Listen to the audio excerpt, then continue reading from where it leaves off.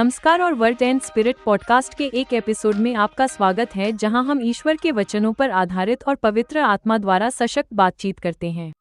आज हमारे साथ पादरी आशीष रायचूर हैं, जो हमारे वरिष्ठ पादरी हैं, जो ईश्वर के वचनों का प्रचार और शिक्षा देने के साथ साथ एक बढ़ते चर्च संगठन की देखरेख और नेतृत्व भी करते हैं, जहां हम में से अधिकांश लोग रविवार को सेवा के दौरान या चर्च के अन्य कार्यक्रमों के दौरान होने वाली घटनाओं का अनुभव करते हैं।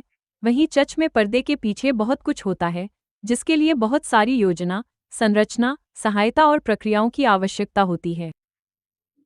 और आज इस बातचीत में हम यह पता लगाने जा रहे हैं कि चर्च चलाने के लिए वास्तव में क्या चाहिए। चर्च प्रशासन क्या है, और आप जानते हैं, चर्च के लिए बाइबल के अनुसार और व्यवहारिक रूप से कुशल कुछ करने के लिए वास्तव में क्या चाहिए। तो पादरी, यहाँ आने के लिए आपका बहुत बहुत धन्यवाद। आप जानते हैं, अक्सर यह माना जाता है कि चर्च प्रशासन एक बहुत ही कॉर्पोरेट शब्द है। लेकिन चर्च के लिए क्या हमें वास्तव में प्रशासन की आवश्यकता है? लेकिन जब हम नए नियम को देखते हैं, तो हम पाते हैं कि प्रशासन था। आरंभिक चर्च में भी व्यवस्था थी। इसलिए बाइबल के दृष्टिकोण से मैं आपके विचार जानना चाहता हूँ। क्या चर्च को वास्तव में प्रशासन की आवश्यकता है, व्यवस्था की, और ऐसी किसी चीज की नहीं जो इतना विचलित करने वाली हो कि मंत्रालय चलाने के संबंधात्मक पहलू को नुकसान पहुंचाए, लेकिन प्रशासन का कितना हिस्सा ठीक है? और जब आप इसके बारे में सोचते हैं तो वास्तव में चर्च प्रशासन क्या है? हाँ, इसलिए जब हम संगठन को देखते हैं तो मेरा मतलब है, एक तरफ चर्च है, एक तरफ एक निकाय है, लेकिन जैसा आपने बताया, उस निकाय के पीछे एक संगठन है।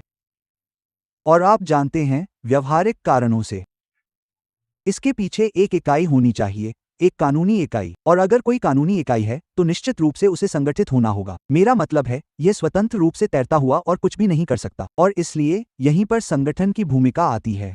और संगठन तब चर्च के मंत्रालय में आध्यात्मिक कार्यों का समर्थन करता है।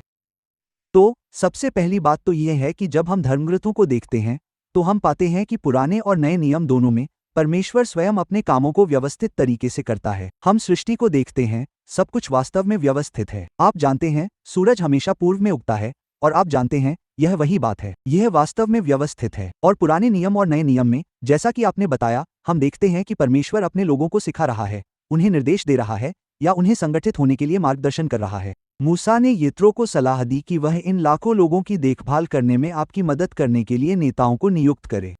परमेश्वर ने स्वयं मूसा से कहा, आप जानते हैं, आप 70 बुजुर्गों को लेकर आएं जो लोगों की देखभाल करने में आपकी मदद करेंगे। और इसलिए जब हम देखते हैं कि परमेश्वर लोगों के माध्यम से कैसे काम कर रहा था, पुराने और नए नियम में हम संगठन देखते हैं, हम संरचना देखते हैं, और इसलिए हम एक मजबूत संगठन बनाना चाहते हैं जो मंत्रालय के काम को सपोर्ट कर सके। और साथ ही जैसा कि आपने बताया, हम नहीं चाहते कि यह प्रतिबंधित हो जाए। हमारा मंत्रालय हमारे द्वारा ईश्वर के काम और आत्मा के काम के बारे में है, इसलिए संगठन को ऐसा करना चाहिए या ऐसा करने में मदद करनी चाहिए, और इसलिए इसकी ज़रूरत है। और हमारा लक्ष्य है कि आप जानते हैं कि सही संतुलन कैसे पाया जाए। हाँ, और इसलिए पादरी, मुझे लगता है कि हर बढ़ते संगठन के लिए एक ढांचा होना चाहिए जिसकी संरचना होनी चाहिए। लेकिन आपको क्या लगता है कि कितना ढांचा ठीक है, जहां आप जानते हैं कि हम मंत्रालय को नुकसान नहीं पहुंचा रहे हैं, या यह एक प्रतिबंध की तरह नहीं लगता है? तो हमें कब पता चलेगा कि आत्मा से संचालित संगठन और संगठनात्मक उत्कृष्टता के बीच सही संतुलन है? और मुझे लगता है कि दोनों साथ साथ चल सकते हैं। लेकिन आपको क्या लगता है, जैसे एक चर्च के लिए कितना ठीक है? हाँ, तो संगठन का लक्ष्य वास्तव में मंत्रालय के उद्देश्यों को प्राप्त करना है। हाँ, तो जब हम संगठन के बारे में बात करते हैं तो हम कहते हैं, आप जानते हैं, क्या हम वास्तव में मंत्रालय को प्राप्त करने में मदद कर रहे हैं? तो उदाहरण के लिए, अगर कोई चर्च ऑफिस में फोन करके कुछ भी मांगता है, हो सकता है कि वह पादरी से मिलना चाहता हो या उसे किसी चीज की जरूरत हो, हमें बहुत ही संवेदनशील होना होगा, है ना? हमें बहुत ही अच्छी तरह से जल्दी से जवाब देना होगा, उस जरूरत को पूरा करना होगा। अब ऐसा होने के लिए हमें बहुत ही संगठित होना होगा। है ना? तो एक मानदंड ये होगा कि हमें बहुत ही संगठित होना होगा ताकि लोगों की ज़रूरतों को जल्द से जल्द और कुशलता से पूरा किया जा सके। हाँ। तो यह एक निर्णायक कारक हो सकता है। हमें कितना संगठित होना चाहिए? बेशक, आत्मा के काम को सीमित किए बिना। हाँ। ओह, और यह संगठन का हिस्सा है। हम दक्षता जैसी अन्य चीजों को देखते हैं, है ना? हम कितने कुशल हैं? ओह, हम लागत के संदर्भ में दक्षता को देखते हैं कि हम चीजों को कम से कम लागत पर कैसे कर सकते हैं। हम अपने संसाधनों को बर्बाद नहीं करना चाहते हैं। हम संगठन को भी किनारे पर बने रहने के नजरिए से देखते हैं क्योंकि हमारे आसपास की दुनिया बदल रही है। इसलिए हम किनारे पर रहना चाहते हैं जहां हम लोगों की जरूरतों को वहीं पूरा कर सके जहां वे हैं। ठीक है। आप जानते हैं, इसलिए आजकल लोग उम्मीद करते हैं कि चर्च की एक वेबसाइट हो। वे बस कुछ देखना चाहते हैं, जैसे कि कार्यक्रम का समय क्या है या पंजीकरण करना चाहते हैं। इसलिए लोगों की अच्छी तरह से सेवा करने में सक्षम होने के लिए हमें किनारे पर रहना होगा। इसलिए जब तक हम ऐसा करने में सक्षम हैं और साथ ही आत्मा के सहज कार्य के लिए जगह देते हैं, लोगों को रचनात्मक होने और विचारों के साथ आने के लिए जगह देते हैं, इसलिए तब हम दक्षता, उत्तरदायी होने और साथ ही इन सभी के लिए जगह देने के बीच सही संतुलन खोजने की कोशिश करते हैं, है ना? इसलिए यदि कोई संगठन इतना प्रतिबंधात्मक हो जाता है कि लोग सहज नहीं हो पाते हैं, लोग अपने विचारों के साथ आगे नहीं आ पाते हैं और मंत्रालय की सेवा के लिए योगदान नहीं दे पाते हैं, तो निश्चित रूप से हमें लगता है कि यह संरचना बहुत अधिक प्रतिबंधात्मक है। हम एक तरह से अति संगठित हो गए हैं, आप जानते हैं। तो हमें हमेशा एक संतुलन बनाए रखना होता है और मुझे लगता है कि कई बार हम एक तरफ या दूसरी तरफ चले जाते हैं। इसलिए हमें हमेशा खुद को वापस लाना होता है और कहना होता है, ठीक है, आइए हम अपने संगठन और आध्यात्मिक मंत्रालय के पीछे एक संगठन के रूप में अपने कामकाज में सही संतुलन खोजें। हाँ। तो जैसा कि आपने कहा, कई बार हम बहुत अधिक संगठित या कम संगठित नहीं होना चाहते। तो आप जानते हैं, बस यह समझना चाहते हैं, ऐसे कौन से चेतावनी संकेत हैं जो हमें दिखाते हैं कि हम बहुत अधिक प्रतिबंधात्मक हो रहे हैं, या जैसे कि एक चर्च संगठन या तो बहुत अधिक संगठित है या उनके पास कोई व्यवस्था नहीं है। और मुझे लगता है कि यह लोगों और मंत्रालय दोनों की कीमत पर आता है। तो ऐसे कौन से संकेत हैं जिन्हें हम पहचान सकते हैं और जिनकी ओर हम काम कर सकते हैं? ओह, तो सबसे पहले, अगर कोई तालमेल नहीं है, तो इसका मतलब है कि सभी लोग एक साथ नहीं चल रहे हैं। ओह, हाँ, तो आप क्या जानते हैं? आप कहेंगे, जैसे उदाहरण के लिए, मैं बस यही कह रहा हूं कि युवा मंत्रालय अक्सर एक दिशा में होते हैं, हाँ, बच्चों के मंत्रालय अक्सर दूसरी दिशा में होते हैं। हर कोई अलग अलग दिशाओं में जा रहा है। हाँ, इसका मूल कारण क्या है? मूल कारण खराब संगठन है ना? तो अच्छा संगठन सभी मंत्रालयों को मुख्य उद्देश्यों के प्रति संरेखित रखता है।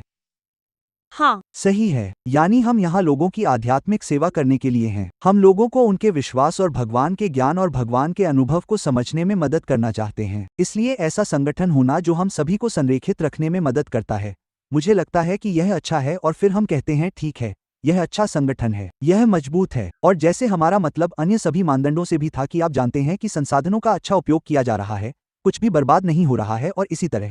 तो फिर हम कुछ संकेतों को देखते हैं, ठीक है, यह अच्छा संगठन है। दूसरी तरफ अगर कानून का शासन या नीतियां या बच्चे खुद से ज्यादा महत्वपूर्ण हो जाते हैं, सही है। तब हम कहते हैं कि संगठन अब बहुत प्रतिबंधित हो गया है।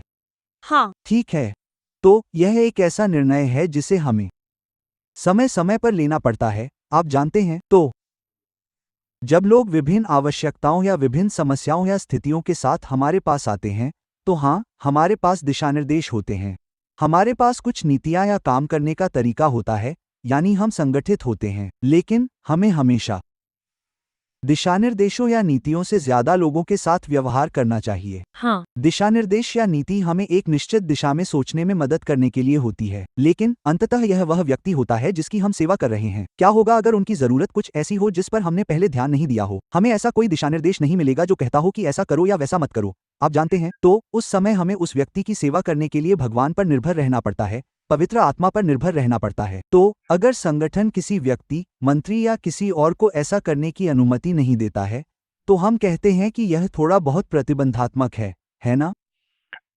एक और चीज जिसके बारे में हम सोच सकते हैं वह है लोगों की सेवा करने के नए तरीकों को आजमाने के लिए खुद को ढालना। कभी कभी हमारे पास ऐसी पाबंदियां हो सकती हैं जो वास्तव में हमें लोगों की अच्छी तरह से सेवा करने से रोकती हैं। तो फिर हम समय के साथ खुद को नहीं बदल पा रहे हैं। और आप पूछते हैं, जानते हैं क्यों? खैर, हम इसे 20 साल से कर रहे हैं। 20 साल से हम इसे ऐसे ही करते आ रहे हैं। ठीक है, लेकिन 20 साल बहुत लंबा समय था और चीजें बदल गई हैं। इसलिए संगठन को लोगों को बदलते समय के साथ खुद को बदलने और लोगों की अच्छी तरह से सेवा करने का मौका देना चाहिए। आप जानते हैं, इसलिए मुझे लगता है कि दोनों पहलुओं को देखा जा सकता है। हम किसी काम को कितनी अच्छी तरह कर रहे हैं या संगठन कितना प्रतिबंधात्मक है, और फिर उसका मूल्यांकन करें और जैसा कि हमने कहा, सही संतुलन बनाए रखने की कोशिश करें। हाँ, मुझे लगता है कि मैं इससे सहमत हूँ, क्योंकि कभी कभी यह बहुत ज़रूरी होता है कि हम एक टीम के तौर पर खुद को ज़मीन से जोड़े रखें। आप जानते हैं, बस यह सुनिश्चित करने के लिए कि हम इसे सही तरीके से कर रहे हैं, हम अपने लोगों के साथ कैसा व्यवहार करते हैं, लेकिन यह भी सुनिश्चित करें कि हमारे मंत्रालय की ज़रूरतें पूरी हो रही हैं, और साथ ही हमारा विजन और मिशन हमेशा, आप जानते हैं। हाँ, बिल्कुल, हाँ। तो पादरी जी, जब आपने संगठन शुरू किया, जब आपने हमारे पीपुल्स चर्च की शुरुआत की, मुझे यकीन है कि आपके मन में बहुत सी बातें रही होंगी, बहुत सारी संरचनाएं, नीतियां, टीम बनाने के बारे में आपकी क्या सोच थी? क्या आप हमें बता सकते हैं कि जब आपने ये सब शुरू किया था तो आपके विचार क्या थे, और क्या इतने सालों में इसमें कोई बदलाव आया है? हाँ, मुझे पता है कि 20 साल पहले ऐसा नहीं था, लेकिन तब से अब तक इसमें क्या बदलाव आया है? क्या आप कुछ बता सकते हैं? मुझे लगता है कि मेरी अपनी यात्रा में सबसे पहले संगठित होने के बारे में मेरा पूरा विचार धर्मग्रंथों से प्रेरित था, और मैंने इसे बाइबल में बहुत स्पष्ट रूप से देखा। भगवान व्यवस्था और योजना के भगवान हैं, और इसलिए हमें इसकी आवश्यकता है। और उदाहरण के लिए, जब भगवान के लोग मिस्र से वादा किए गए देश की ओर अपनी यात्रा कर रहे थे, तो पुराने नियम को पढ़ते समय मुझे एक बात बहुत अच्छी लगी। भगवान ने अपने लोगों को यह नहीं कहा कि ठीक है, तुम सब उठो और चले जाओ। जैसा कि आप नंबर 10 में पढ़ते हैं, यह बात मेरे दिल को छू गई और मेरे साथ जुड़ गई।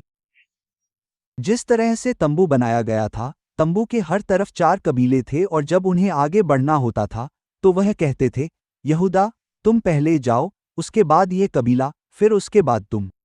तो मैंने सोचा, अरे, भगवान इतने अनुशासित हैं, अपने लोगों को वादा किए गए देश की ओर ले जाने में इतने व्यवस्थित हैं, और इसके पीछे कोई कारण तो होना ही चाहिए, है ना? और यह बात मेरे साथ जुड़ गई। तो यह एक ऐसी बात थी जिसका मुझ पर गहरा प्रभाव पड़ा। और शुरुआती दिनों में, जब हमने एपीसी शुरू नहीं की थी, चर्च की दुनिया में एक और बड़ी चीज थी, चर्च ग्रोथ मूवमेंट, या जिसे सेल ग्रुप कहा जाता है। हाँ, सेल ग्रुप, या दक्षिण अमेरिका में वे उन्हें G12 कहते हैं।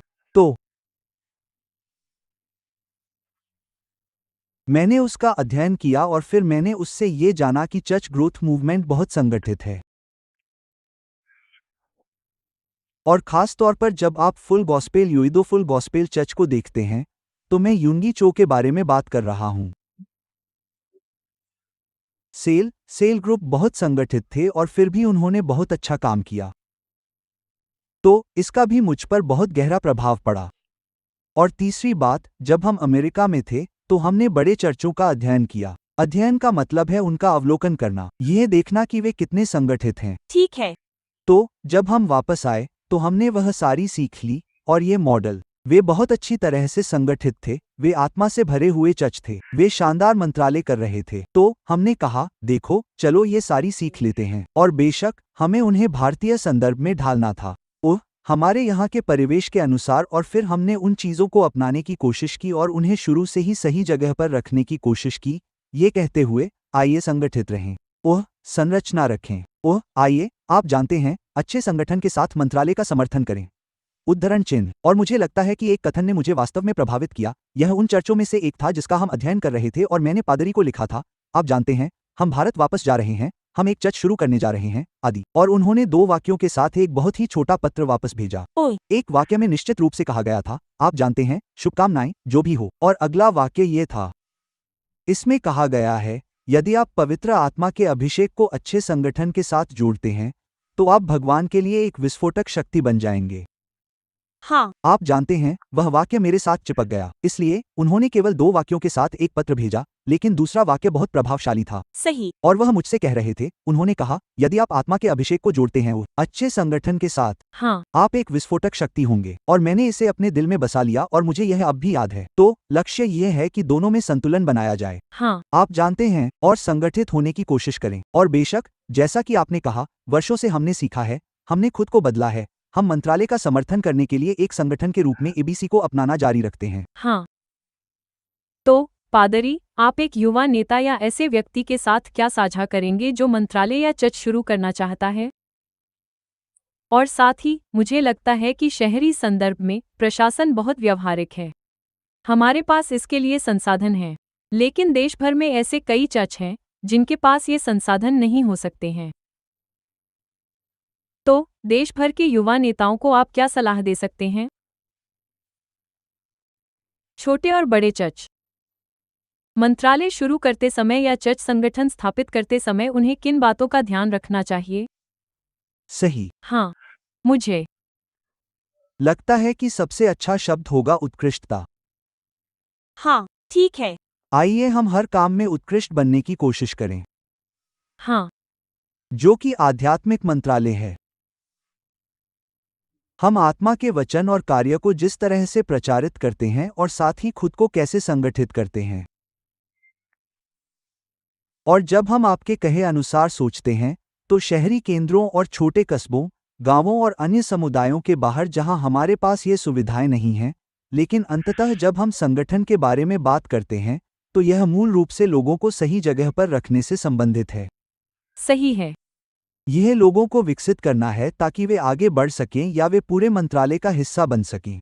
इसलिए जब हम संगठन को देखते हैं, तो हमें उपकरणों या, आप जानते हैं, शहरों में हम इसे पूंजीगत व्यय कहते हैं, सभी, आप जानते हैं, वे सभी चीजें जिन्हें हम खरीदते हैं और लगाते हैं, के संदर्भ में सोचने की आवश्यकता नहीं है, क्योंकि गांव में ऐसा नहीं हो सकता है। आप जानते हैं, उनके पास ऐसा नहीं हो सकता है, लेकिन आप फिर भी संगठित हो सकते हैं, जिसका अर्थ है लोगों को सही जगह पर रखना। वे सही काम करते हैं। आप एक संगठित मंत्रालय हैं। हो सकता है कि गांव में, लेकिन आप बहुत संगठित हैं क्योंकि आप लोगों को काम करने के लिए सही जगह पर रखते हैं। हो सकता है कि आपके पास सभी बुनियादी ढांचे न हों, लेकिन आपके पास लोग हैं। सही। और यही एक संगठित मंत्रालय है। इसलिए अगर हम लोगों को सही जगह पर सही लोगों को रखने के संगठन के रूप में देखें, तो हम सभी संगठित हो सकते हैं, चाहे हम कहीं भी काम कर रहे हों, हाँ, चाहे वह शहर में हो या ग्रामीण परिवेश में, और हम वास्तव में उत्कृष्ट हो सकते हैं और ईश्वर के राज्य के लिए अधिकतम प्रभाव डाल सकते हैं। हाँ, यह वास्तव में अच्छा है, पादरी। तो कभी-कभी, आप जानते हैं, लोग सोचते हैं कि मंच पर होने से आध्यात्मिक भूमिका मिलती है, लेकिन आप किसी ऐसे व्यक्ति से क्या कहेंगे जो कॉर्पोरेट वित्त, मानव संसाधन, संचालन, आईटी जैसे प्रशासन में अपने कौशल को देना चाहता है? ऐसे सभी लोग जिनके पास मंत्रालय में रहने का दिल हो सकता है। तो आपको क्या लगता है कि वे चर्च संगठन में भी कैसे ढल सकते हैं? हाँ, मुझे लगता है कि यह एक बहुत ही महत्वपूर्ण प्रश्न है और ऐसा कुछ है जिसकी हमें वास्तव में आवश्यकता है, जैसे कि हवा को साफ करना। हाँ। बाइबल के अनुसार और पवित्र शास्त्र को देखें, और मैं रोमन अध्याय 12 पद 4 से 6 के बारे में सोच रहा हूँ, और 1 कुरिन्थियों 12 पद 28 भी, बाइबल वास्तव में हमें बताती है। उदाहरण के लिए, 1 कुरिन्थियों 12:28, यह प्रशासन के बारे में बात करता है। हाँ। यह मदद के बारे में बात करता है। अब यह बहुत व्यापक शब्द है ना? प्रशासन, कुछ भी जो आप समर्थन करने के लिए करते हैं, किसी चीज का प्रबंधन करने के लिए, चीजों को व्यवस्थित करने के लिए, प्रशासन मदद करता है। मंत्रालय का समर्थन करने के लिए आप जो कुछ भी करते हैं, वह मदद है। इन्हें 1 कुरिन्थियों 12:28 में चर्च में भगवान द्वारा निर्धारित मंत्रालयों के रूप में सूचीबद्ध किया गया है। सही। आप जानते हैं, फिर से रोमन 12 में वहां मंत्रालय शब्द का उपयोग करने के बारे में बात की गई है। इसका सीधा सा मतलब है कि हम लोगों की सेवा के लिए कुछ भी करते हैं। इसमें नेतृत्व शब्द का भी उपयोग किया गया है। हाँ। इसलिए हमें सभी स्तरों पर नेतृत्व की आवश्यकता है। इसलिए आपको टीम लीडर की आवश्यकता है, आपको मंत्रालय के नेताओं की आवश्यकता है, आपको सभी स्तरों पर सभी प्रकार के नेताओं की आवश्यकता है। ठीक है। तो बाइबल के अनुसार संगठन, प्रशासन और इस तरह की भूमिकाएं जिन्हें हम आमतौर पर धर्मनिरपेक्ष या गैर आध्यात्मिक मानते हैं, जैसे आपने कहा, वित्त या आईटी या मीडिया या कुछ अन्य चीजें, ठीक है। जिन्हें हम आध्यात्मिक रूप से नहीं देखते हैं, वास्तव में यह आध्यात्मिक है, क्योंकि भगवान ने इसे चर्च में रखा है। हाँ, तो अगर कोई इनमें से किसी भी भूमिका में सेवा कर रहा है, तो मैं वास्तव में यही प्रोत्साहित करूंगा कि अरे, आपका मंत्रालय है। हाँ, ठीक उसी तरह जैसे कोई बाहर प्रचार कर रहा है या भविष्यवाणी कर रहा है या आप जानते हैं, आत्माओं को जीत रहा है या चमत्कार या उपचार के लिए प्रार्थना कर रहा है। वास्तव में यह सब उसी सूची में है। 1 कोरिन्थियों 12:28, प्रशासन और सहायता, नेतृत्व, यह सब एक ही सूची में है, आप जानते हैं। तो मैं कहूंगा, आपका मंत्रालय है। यह एक बहुत ही वैध आध्यात्मिक मंत्रालय है। बस जिस रूप में और जिस तरह से आप इसे करते हैं वह एक तरह से बहुत ही धर्मनिरपेक्ष लगता है, लेकिन यह एक ईश्वर अभिषिक्त, ईश्वर नियुक्त मंत्रालय है। उद्धरण चिन्ह। हाँ, और मुझे लगता है कि यह बहुत सुंदर है अगर कोई मंत्रालय का हिस्सा हो और चर्च के लिए अपने कौशल का भी उपयोग कर सके, और आप जानते हैं, मुझे लगता है कि यह बहुत अच्छा है। तो आपका बहुत बहुत धन्यवाद, पादरी, अपनी अंतर्दृष्टि और अपने अनुभव को साझा करने और चर्च प्रशासन के उस पूरे शब्द को फिर से परिभाषित करने के लिए धन्यवाद। मुझे लगता है कि यह वास्तव में बहुत अच्छा है। तो वर्ड एंड स्पिरिट पॉडकास्ट के इस एपिसोड को देखने के लिए आपका बहुत बहुत धन्यवाद। हम वास्तव में आशा करते हैं कि हमने जो साझा किया है उससे आपको प्रोत्साहन मिला होगा, और अगर आपको यह एपिसोड पसंद आया है तो अपनी टिप्पणी अवश्य दें और इसे लाइक, शेयर और सब्सक्राइब करना न भूलें, और इसे किसी ऐसे व्यक्ति के साथ साझा करें जिसे इससे लाभ हो सकता है। तो हम अगले एपिसोड में फिर से मिलेंगे और इस विषय पर गहराई से चर्चा करेंगे। तब तक भगवान आपको आशीर्वाद दे और अगले हफ्ते मिलते हैं।